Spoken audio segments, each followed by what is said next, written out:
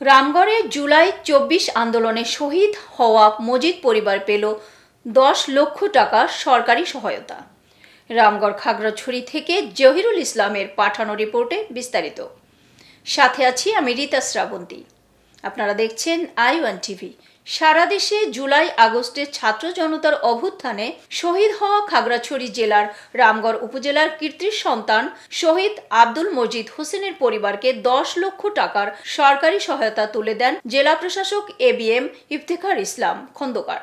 ২৯ March দুপুর ১২টার সময় জেলা প্রশাসক মজিদ হোসেনের নাকাবস্ত বাড়িতে গিয়ে তার মা বাবার হাতে ১০ লক্ষ টাকার চেক ও সৌজন্য জুলাই ফাউন্ডেশনের এই ঈদ উপহার হস্তান্তর করেন। জেলা প্রশাসক ABM ইফতেখার ইসলাম খন্দকার জানান, শহীদ মজিদ হোসেনের নাম গেজেটভুক্ত হয়েছে। রাষ্ট্রীয় মর্যাদা ও তার পরিবারের প্রতি যথাযথ সম্মান প্রদান করা হবে। প্রথম ধাপে ১০ লক্ষ টাকার চেক দেওয়া হয়েছে। পরবর্তীতে আরও ২০ লক্ষ টাকা দেওয়া হবে দ্বিতীয় ধাপে।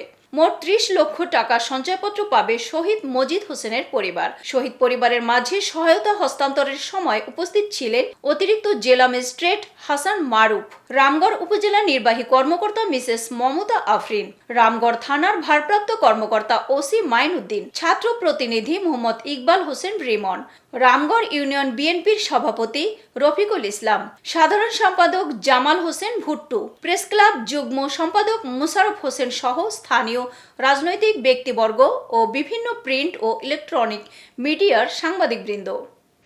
আপনার এই যে দেখেন, আপনার ছেলের নামে ওই যে আপনার তার উসিলায় আর কি এখন কি করবো আমরা, এটা তো অপূরণীয় ক্ষতি হয়েছে। হ্যাঁ, এটা তো অর্থ দিয়ে পূরণ করা যাবে না। এটা সরকার আপনার পাশে দাঁড়াইছে। হ্যাঁ, সরকারের পক্ষ থেকে আমরা আসছি। আপাতত ১০ লক্ষ টাকার আপনার একটা সঞ্চয়পত্র পাবেন এবং এরপরে আরও ১০ লক্ষ পাবেন, তারপরে আরও ১০ লক্ষ, পেজ বাই পেজ পেয়ে আপনার ৩০ লক্ষ টাকা পাবেন।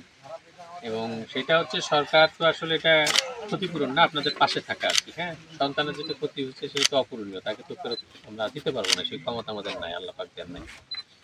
তো এখন আমরা আপনাদের পাশে আছি।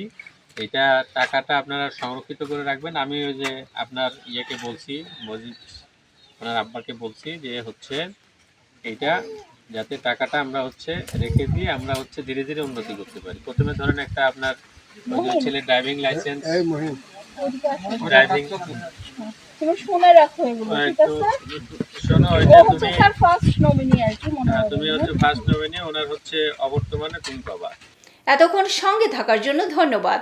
i1 টিভির নিয়মিত আপডেট পেতে ভিজিট করুন আমাদের ওয়েবসাইট, ফেসবুক পেজ, ইনস্টাগ্রাম ও ইউটিউব চ্যানেলে।